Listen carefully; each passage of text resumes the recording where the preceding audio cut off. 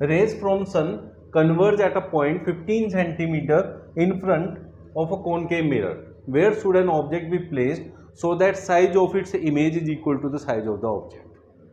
तो कहाँ रखनी चाहिए बताओ, आप बताओ कहाँ रखना चाहिए? सी पे रखना चाहिए। आप क्या कहते हो? सी कहाँ है? सी कहाँ है?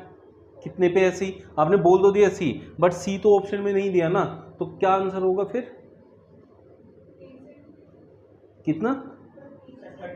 30। बिकॉज देखो जब उसने कहा rays from sun converge at a point 15 centimetre, concave mirror ray, sun कहाँ होता है? इन्फिनिटी पे। इन्फिनिटी की इमेज कहाँ बनती है? फोकस पे। इट मीन्स फोकस, ये फोकस है। कॉनकेव मिरर के अंदर जो फोकस पे इमेज बनती है वो किसकी बनती है? जब ऑब्जेक्ट इन्फिनिटी पे होता है। तो सन तो बहुत दूर है, तो इट मीन्स वो इन्फिनिटी पे, तो इमेज कहाँ बनी होगी? फोकस पे। तो फोकस कितना हो गया? 15 सेंटीमीटर। अब उसने बोला है where should an object be place so that size of its image is equal to size of the object. तो इमेज का साइज और ऑब्जेक्ट का साइज इक्वल होता है सी पे, और सी क्या होता है? एफ का डबल। सी मतलब रेडियस आर, जो कि 2f के इक्वल होता है। अभी f कितना है? 15, तो कितना आएगा? 30 सेंटीमीटर। तो आप क्या बोलेंगे? 30 centimetre in front of the mirror. समझ में आ गया कैसे आप लोगों ने ये करने हैं? एमसीक्यू ऐसे अप्लाई करने। तो एमसीक्यू के लिए किसकी जरूरत पड़ी आपको? रे डायग्राम की। रे डायग्राम में आप लोगों को सिखा चुका हूं ना पहले, तो उन पे फोकस करना है, वो अच्छे से आने चाहिए। अब full length image of a distance tall building can be definitely be seen by using. एक बहुत बड़ी सी बिल्डिंग है, उसको आपको मिरर में देखना है, तो कौन सी मिरर में देख पाओगे? तो जो बड़ी बिल्डिंग है उसकी एक छोटी इमेज चाहिए, पहली चीज। और छोटी इमेज कैसी चाहिए आपको? सीधी चाहिए। कैसी चाहिए? इरेक्ट। अगर हम किसी मिरर में देख रहे हैं किसी इमेज को, ये थोड़े कि उसे उल्टा देखेंगे, कैसा देखेंगे? सीधा देखेंगे। और सीधा हम किस में देख पाते हैं? कॉन्वेक्स में। अब हम कॉनकेव में भी देख पाते हैं सीधा, लेकिन कॉनकेव में लास्ट केस होता है जो फोकस और पोल के बीच में होता है, तो उसकी सीधी इमेज क्या बनती है? एनलार्ज बनती है। तो पहले से ही टॉल बिल्डिंग है, ऊपर से मिरर में और बड़ी हो जाएगी तो हमें वो दिखाई नहीं देगी पूरी। तो पूरी देखनी है तो हमेशा हमें कॉन्वेक्स मिरर लेना पड़ेगा, क्योंकि कॉन्वेक्स मिरर में ही छोटी और सीधी बन सकती है। प्लेन मिरर में कैसी बनेगी? सीधी बनेगी बट सेम साइज की बनेगी, और कॉनकेव में सीधी बनाने के लिए बड़ा साइज होगा, तो इसलिए उसे नहीं लेंगे। तो हम क्या बोलेंगे यहाँ? Convex mirror. तो आंसर क्या हो गया बेटा? Convex mirror. समझ में आ रहा है? The angle between an incident ray and the plane mirror is 30 degree. क्या कह रहा है? Angle between the incident ray and the plane mirror. मान लिया ये प्लेन मिरर है, इस पे एक इंसिडेंट रे ऐसे आती है, रिफ्लेक्ट होगी, रिफ्लेक्ट होकर ऐसे जाएगी, इजंट इट?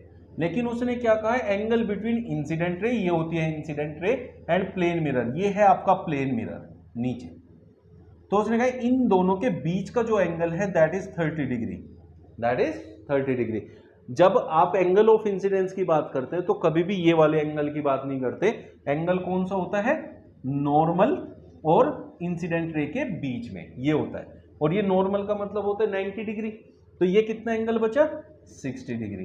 तो एंगल ऑफ इंसिडेंस जो है वो आपका 60 डिग्री के इक्वल हो गया, और सेम होगा एंगल ऑफ रिफ्लेक्शन। तो उसने कहा total angle between the incident ray and reflected ray, total angle कितना एंगल है? टोटल। तो इंसिडेंट रे और रिफ्लेक्टेड रे, कौन सी है बेटा इंसिडेंट रे? ये। रिफ्लेक्टेड ये, इन दोनों के बीच का टोटल एंगल कितना है? 60 इधर, 60 इधर, तो टोटल हो गया 120, ऑप्शन डी। क्लियर हो गया? ऐसे टाइप के एमसीक्यू आएंगे पेपर में, तो आप लोगों ने ऐसे अप्लाई करना है। A ray of light is incident on a plane mirror making an angle of 90 degree with the mirror surface. Mirror surface से कितना एंगल बना रही है? 90 डिग्री।